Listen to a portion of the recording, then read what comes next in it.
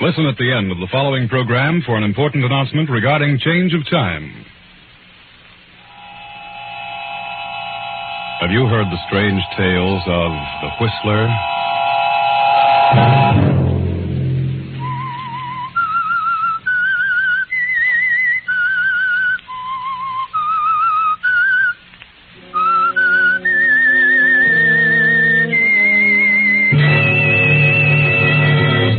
I'm the Whistler.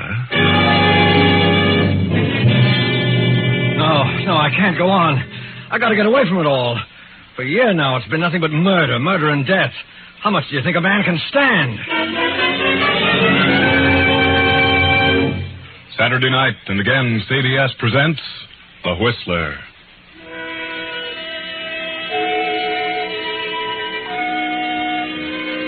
I, the Whistler, know many things, for I walk by night. I know many strange tales, many secrets hidden in the hearts of men and women who have stepped into the shadows. And so I tell you tonight the odd story of the blank wall. A thin, bespectacled little man paces nervously up and down the floor of his office, up and down, back and forth. He runs his hands nervously through his hair. Time after time, he cleans his glasses, lights cigarette upon cigarette. The tension increases with every passing moment. This man is fighting against time. Time. With him, every second counts. Every minute becomes an eternity. Yes, this man is up against a blank wall. Suddenly he stops, and in sheer desperation, he almost screams at the man facing him. I can't go on any longer. I won't. There's a limit to everything. I've come to the end of my rope. You made a deal with me, Wilson. So far, you've done very well. But you can't back down now. It's too late. I've done everything you assigned to me. But don't you understand? It's tearing me to pieces. It's wrecking my nerves. I can't eat. I can't sleep. It's too late to quit, Wilson. You've gone this far, and I warn you. You can't pull out now. Murder, death. How long do you think I can go on doing such things? How long? You'll go on and on until we're through with you. I won't. Yes, you will. Furthermore, you'll like it, or... well, you know what'll happen. What do you mean? You know what I mean, Wilson. If you think you can walk out on me after all you've done, considering what you know about everything here, well, you've got another thing coming. I'm afraid. Afraid of what? I'm afraid I'll lose my mind. You won't. For the last 6 nights now, I haven't been able to close my eyes. All I can see is poor Gregory Hellman. Hellman? Yes, awake or asleep, all I can see is his body buried in the cellar. And 2 weeks ago, it was John Henderson, dying in agony. I wake up in the middle of the night screaming. Oh, nonsense. On the surface, I'm a quiet, gentle person. No one around me knows the awful things that go through my mind. That's what I'm afraid of. What? Oh, that I'll suddenly go haywire. Look, Griskin, you've got to let up on me, for a while at least, or I'll crack up. All right, Wilson. All right. We'll give you a rest. You will, Griskin? Yes. After this one. What? Which one? Olivia Martin. Olivia Martin? Yes, Olivia Martin. Oh, what's wrong? I thought I'd worked that all out. Oh, the plan's fair, but there are a couple of loopholes, Wilson. And one thing we don't want is a loophole. Right? You've never slipped so far. We can't afford to now. No. Well, all right. I'll check on it. I'll straighten it out. And make it airtight, Wilson. And then can I get away from everything for a while? If you plan it so that Olivia Martin takes the rap for everything, then I see no reason why you can't have a rest from all this. All right, Griskin, I'll do my best, but... But what? Oh, isn't there anyone else who could work it out? No. Only you, Wilson. And you'd better start now. Understand? Yeah, I understand. I'll be back around 5:30, and I'll expect a foolproof plan. I mean, one with no holes in it. So long, Wilson. Yes. Well, Wilson, you're on the spot, aren't you? You heard what the boss said. No loopholes, no slip-ups. And Olivia Martin must take the rap. But just how are you going to plan this murder, Wilson? Olivia Martin, husband Fred Martin, wealthy advertising executive. How? How can I work it out? Oh, you can do it, Wilson. You can do it. You've planned things like this before. And the one who really did it was never caught. But Olivia Martin is innocent. You're very clever. You can concoct something and make everyone believe it, whether it's true or not. Yes, but what? I'm up against a blank wall. Come, Wilson. A professional killer, a murderer, one who knows all the tricks, up against a blank wall. Yes, there must be some way. Yes. Why don't you plan this one in reverse? Look at it from the standpoint of the detectives. Start with the moment Olivia is accused and trapped. Think in reverse, Wilson, and work backwards. Yes. I'll start with Olivia when she's caught. That's right. Now, supposing it's this way. Suppose Olivia Martin had returned to her home in New York. The plane she was flying crashed, and her husband's secretary, Doris Hammond, was killed. Now Fred Martin, Olivia's husband, who has been living at his club, goes home to question Olivia. Hello, Olivia. Fred. Oh, Fred, it was terrible. I can imagine. I'm sorry, Olivia. I don't know what happened. All of a sudden, my motor went dead. I couldn't find a clearing any place. I thought I saw a place, but it was more trees, and with no motor, I couldn't pull up in time. Where were you going, Olivia? Why, well, after you left for the club, I got to thinking things over, and I just couldn't remain another night in this house alone. So I decided to go to my sister's in Detroit. I see. Poor Doris, I was never so shocked in my life. Fred, I'm so sorry. So terribly sorry. No, get hold of yourself. You couldn't help it. I know how you must feel, Fred. I'll certainly miss her. Can you ever forgive me? Of course, Olivia. I never want to fly a plane again, never. Tell me, how did Doris happen to be with you? Where was she going? Why, well, she said she wanted to visit a friend in Buffalo, asked me if I'd drop her off there. How did she know you were flying that way? Well, I went to your office and told her I was going to Detroit and asked her to draw some money for me. I told her I'd be glad to put down in Buffalo. I can't imagine why she'd leave the office in the middle of the week to visit friends out of town. Maybe she had some business to attend to on the side.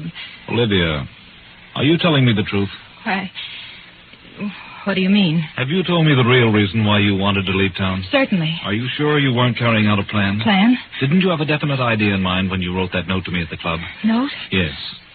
You seem to have forgotten the note. Why don't you tell the truth, Olivia? Aren't you running away from something? Running from what? Why don't you tell the truth? Yes. Yes, I did make up my mind to do something terrible. I was going to kill her.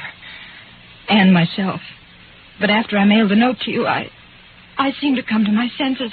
I couldn't go through with it. So you decided to forget the idea and go on to Detroit? Yes, I swear I changed my mind about killing her.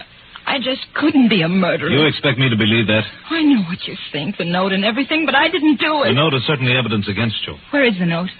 You must destroy it, Fred. Don't tell anyone about it. What time did you talk to Doris at the office? About noon, I think. And you mailed the note the night before? Yes. Left town at 5? Yes. What did you do in the meantime? I can't remember. I'm so confused. I went shopping for a while. Are you sure? I changed my plan to kill her by the time morning came. You're going to have a hard time proving that. It's the truth. The police think you did kill her. Police? What do they know about it? They were waiting for me when I got back from Boston. They'd already found the note at my club. That's where you made your big mistake, Olivia. But The detectives are here now. They want to talk to you. Come in, Captain Evans. Thank you. Olivia, this is Captain Evans.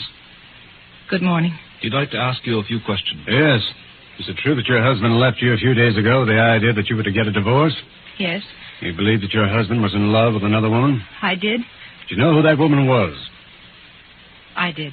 After he left you, did you write this note to him? Yes, I wrote it, but I didn't The mean next day you got some money at your husband's office. And at exactly 5 o'clock you took off in your plane. Yes, but I changed my mind. I couldn't go through with it. Where were you between noon and 5 o'clock? I went about town. I really don't remember what I Can did. you prove where you were during that period? I don't see how I could. What difference does it make where I was between noon and 5 o'clock? It makes a lot of difference. Because it was about that hour that Rita Bartow was stabbed to death in her apartment. Rita Bartow? The head of the art department? Yes. A weapon has not been found. There were no clues, excepting your note to your husband. Rita Bartow? I don't understand. Rita Bartow was the other woman, the woman your husband was in love with. I'm sorry, but you got yourself in a tough spot. Come along, Mrs. Martin.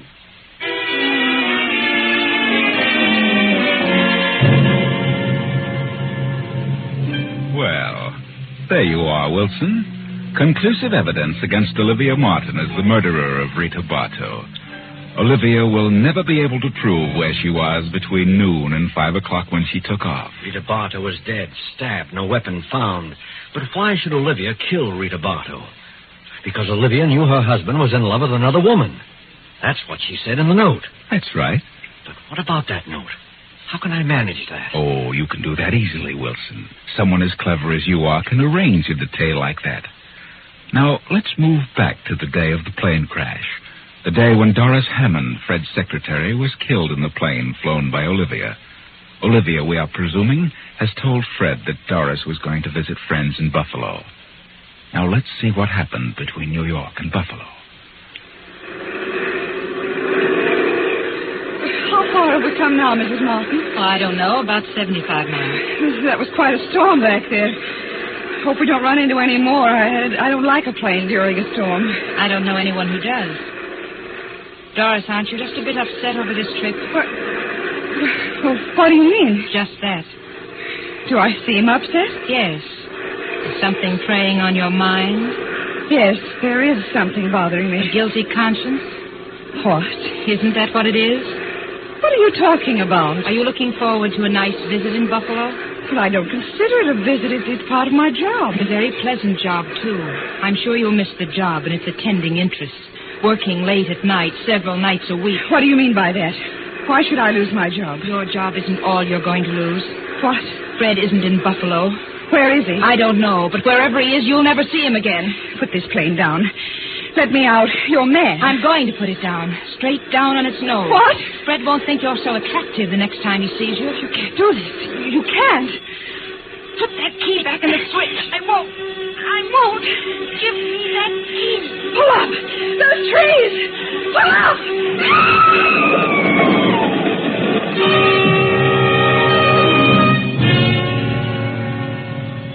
Well, they hit the treetops, and when a farmer who sees the crash reaches them, he finds Olivia thrown clear of the wreck and still alive. Doris, of course, is dead. Not bad so far, is it, Wilson? But now what? Now, this should happen after 5 o'clock when Doris and Olivia took off in the plane. Now, what should happen between noon and 5 o'clock? Yes, that's the period Olivia can't account for. All right. Let's go back to, say, 2 o'clock, 2 in the afternoon. One of your own choice characters, Wilson, who has been working in Fred Martin's advertising agency as an artist, has just returned from an errand on which he's been sent by Doris Hammond. Remember that. Doris Hammond. And the character is Jack Mallory. Jack Mallory, where on earth have you been? You know what time it is, 2 o'clock. Oh, I'm sorry. I got to talking and I didn't realize the hour. What about the art layout? Did Rita select one? Yes, this one. She made a couple of changes in it. What change? Oh, nothing important. Just wanted this section here set up in red. Stands out better. Yes, so it does. Well, I better put this through right away. Sorry to have been so late with it. I'm glad you got back with it before I left. Left? Mm-hmm. Where are you going, Doris? Mr. Martin phoned. He wants me to join him in Buffalo. Something important has come up. Buffalo? I thought he was in Boston. Yes, but he had to run over to Buffalo in a hurry. Oh, Buffalo? Mm-hmm. Oh, that's strange. What's strange? Oh, well, I mean his being in Buffalo. Oh, what's strange about it? Well, I don't know. I suppose he could be in Buffalo. What's the matter with you, Jack? Well, nothing. Nothing at all. Lean over here. What? Why? A little closer. Well, what's the matter? Well, of all things. Now I've seen everything. You've actually had a drink. You, of all people. Well, I don't approve of it as a rule, but I walked back from Rita's place. I got my feet a little wet in the rain. Felt kind of chilly. Afraid I was catching cold, so I stopped in the bar on the way back and had a drink. Well, I hope you don't get sick. Can't afford to have you and Rita both out. No, that's right. There's lots of work to be done this Here, week. take off that top coat. It's damp. Let me have it. I'll hang it over the radiator. Well, What's wrong? how on earth did you do this? You've spilled ink on the front of your coat. Yeah? Well, what do you know? That's a fine thing. I just got it yesterday. Oh, I must have done that over at Rita's when I blocked that section in red. You ought to get it out as soon as possible. Here, hand me that towel from the closet and dampen it. No, don't bother, Doris. I'll have it clean tomorrow. Get some of it out now. Thanks. Oh, certainly hard to get off. It's probably dried in by now. Strangest ink I ever saw. It doesn't seem to be ink. More like blood, if you ask me. Blood? Let's see. See, that is strange. Let me see that art layout. It does seem a little darker than this on the card. Oh, maybe the cloth has something to do with it. Perhaps. Better let the cleaners worry about it, huh? What time are you leaving, Doris? In a few minutes. I'm flying from the airport around 5. Well, good luck, Doris. I'll see you in a few days. Thanks, Jack. Take care of yourself. And lay off the liquor. That's bad stuff to get started on. Are you kidding? What do you think?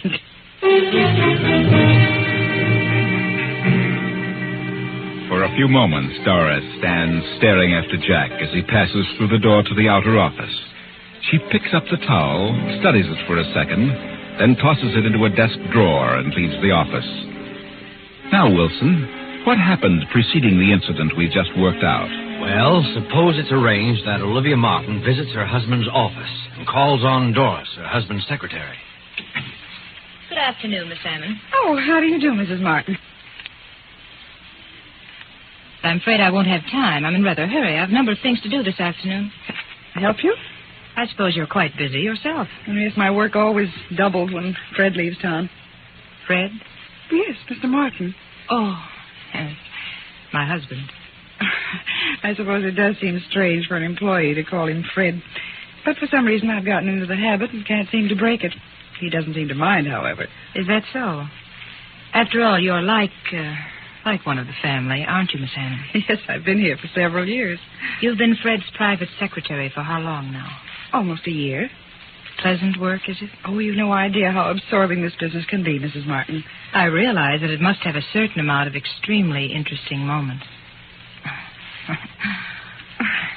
You should drop around here more often, Mrs. Martin. How right you are. Things might have been different. Different? Yes, I mean if I'd taken an active interest in the business. Well, at times it gets rather dull waiting at home, especially on long evenings when one's husband has to stay in town on business. But I mustn't take up your time with personal problems. I want you to have a check drawn to me for $500. Very well, I'll attend to it at once.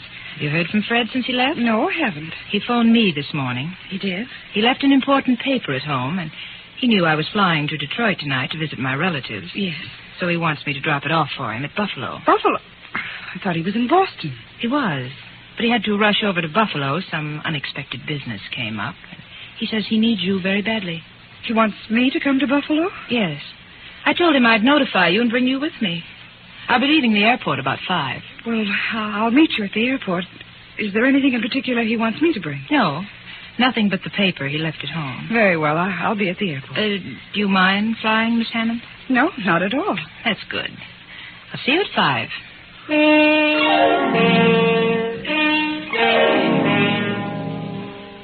Well, Wilson, so far, so good. Doris, the secretary, has been killed in a plane piloted by Olivia. Prior to that, Jack Mallory returned from a visit to Rita Bartow's apartment with a stain on his coat. And shortly before that, Olivia talked to Doris in the office. Now, what happens while Olivia is wandering about town till 5 o'clock, the time she took off from the airport? Well, it was after 2 o'clock when my man Jack Mallory, who was working in the art department, returned from Rita Bartow's apartment with the art layout. Doris had sent him there about noon. All right. Now, let's see what happened while he was at Rita's.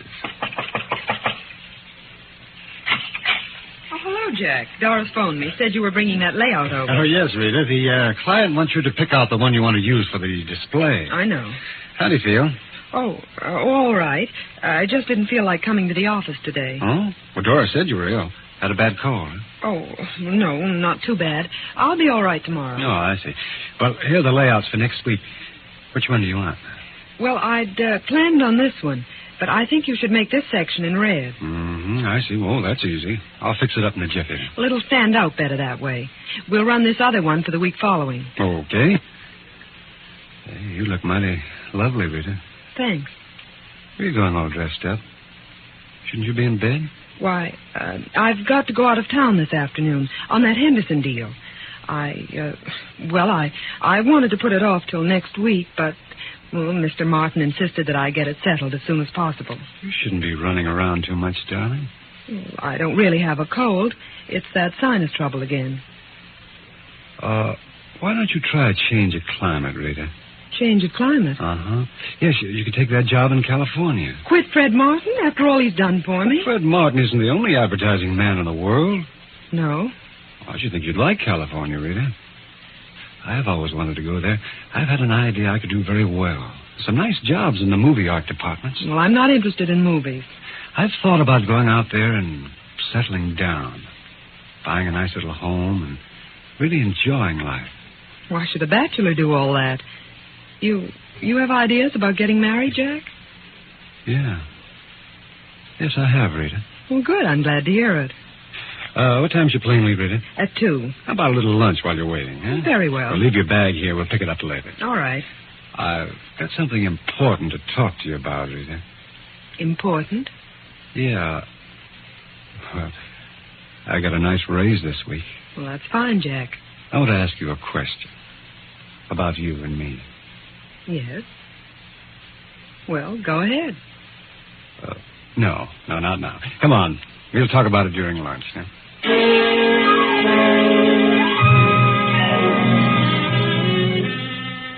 Now, we know, of course, what Jack had to say to Rita. That's obvious. Marriage. But if Rita was ill, why was she leaving for an out-of-town appointment? Well, the next step is the most important.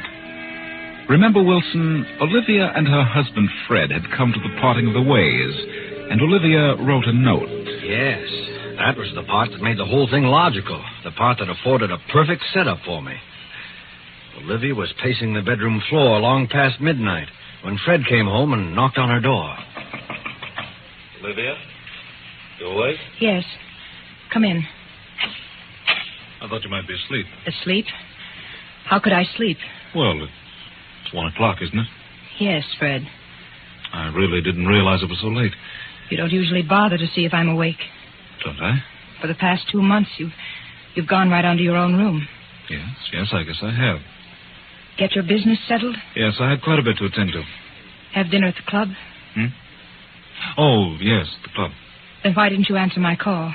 I had you paged. They said you hadn't been there this evening. Oh? Well, perhaps I hadn't arrived yet. Really? Well, I think I'll turn in. Good night, Olivia. Why don't you say it? Say what? What you came here to say. What makes you think I had anything particular to say? I've known all evening you were planning to tell me something when you got in. Well, that's nonsense. I've known for months this was coming. I know what sort of business detained you. A woman. What? At first I believed your stories about working late. But as the weeks passed and I realized you were growing colder, the whole thing became clear to me. Then I knew you were evading me, that you were lying. Go on. We've been married 10 years, Fred. I've done everything humanly possible to make our marriage a success. Have you? I think I have. That's your opinion, Olivia. Oh, Fred, I'm just sick all over. I've tried not to believe it. Oh, let's not have a scene, Olivia, please. What do you expect me to do? Laugh it off? No, not you, Olivia. Certainly not you. I suppose you'll say it's all my fault. I'm to blame for everything. I haven't said anything. Then why don't you? Why beat about the bush? You came here to say something. Say it. Very well, since you put it that way, I will. I'm going out of town tomorrow on business. I'm sending my things to the club. When I return, I intend to live there. Fred. Now, wait a minute, Olivia. I haven't finished. I want you to get a divorce on any grounds you please. Desertion or whatever you wish. Divorce? Do you mean that? I do. Very well. If that's the way you want it, there's nothing else I can do. No, Olivia. Nothing. Good night.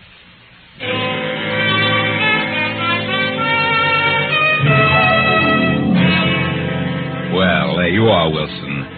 That was what led up to Olivia's writing the note to Fred at his club. The note that made this whole thing possible. She mailed it the following night. That note was the complete evidence against her, Wilson. What does it say? Fred, The very thought of losing you, the thought of divorce, the thought of giving you up for another woman is more than I can bear. The shame, the disgrace, the scandal of it all would, I know, drive me insane. Regardless of what you may think, I refuse to accept the responsibility of the failure of our marriage. I know who caused it, and I know who she is. You'd never be happy with a woman of her type. You'd be throwing your life away. I refuse to give you up to her, and so I have made a decision. Goodbye, Fred. Olivia. Now, Wilson, because of that note, Olivia will be accused of the death of Rita Bartow because Rita was really the woman her husband was in love with. She thought it was Doris, Fred's secretary. She lied to Doris when she said Fred had asked her to bring Doris to Buffalo. Fred wasn't in Buffalo. Olivia planned to crash the plane and kill herself as well as Doris. But Olivia survived only to be accused of the death of Rita. Actually, you fix it so that your choice character, Jack Mallory, killed Rita when he learned that Rita was really going to Boston to be with Fred Martin. And the ironical part of it will be that Olivia killed the one person who knew about the odd stains on Jack's coat. Blood stains. Yes, Doris will be the only one able to clear Olivia and place the guilt on Jack Mallory. But Doris will be dead. It works out perfectly, Wilson. You're not up against this blank wall now. The murder is perfect, and no one will ever know who really did it. That is, no one but you and I. It's wonderful. Airtight. Not a single loophole. I've got it, Griskin. Not a slip-up on the whole thing. I knew you could No do one it. will ever figure this one out. I tried a new slant. I started at the end and worked backwards. Backwards? Yes. Well, just so it works out okay, what does it matter? Now, look, Griskin, you said if I figured this one out that I could get away from all this for a while. I know. Well, then how about it? Okay, Wilson? I'll give you a month on one condition. Well, what's that? That you really get out of town. What do you mean, Griskin? I know that other outfit's been after you. I know they've offered you a better deal, but if you try to walk out on us now, well, I don't think I need to say any more. Well, then, how about a raise when I come back? A raise? Okay, Wilson, that's a deal. You'll get a raise. But if you know what's good for you, you'll be back here in exactly 1 month. Yeah, sure, I understand. I'll be back. Why, I'm not going to leave you. You know I wouldn't think of such a thing. Maybe while I'm gone, I'll figure out some new tricks. Yeah? Well, enjoy yourself, Wilson, because you're going to be a busy man when you get back. We've got this is going to be a busy season for murders. So long. Yeah. So long, Chief. Well, the boss was perfectly satisfied with the way Wilson worked out the details of the job. And Wilson was more than pleased, too. Of course, all I did was to suggest a plan he used once before. Only I suggested it to him in reverse.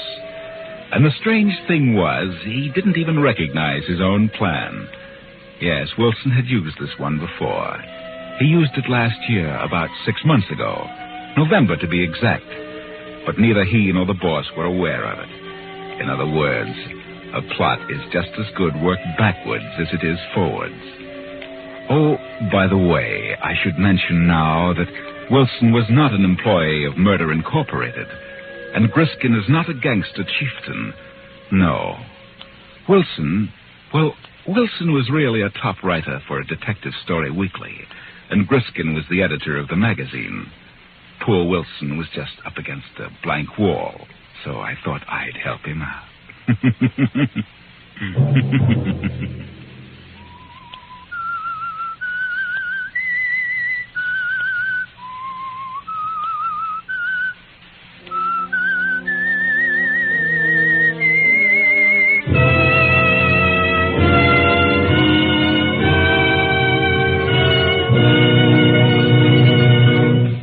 Beginning next week, The Whistler will come to you at a new time, Friday night at 9.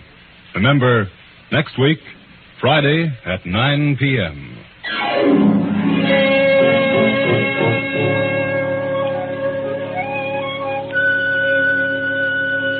Original music for this production was composed and conducted by Wilbur Hatch.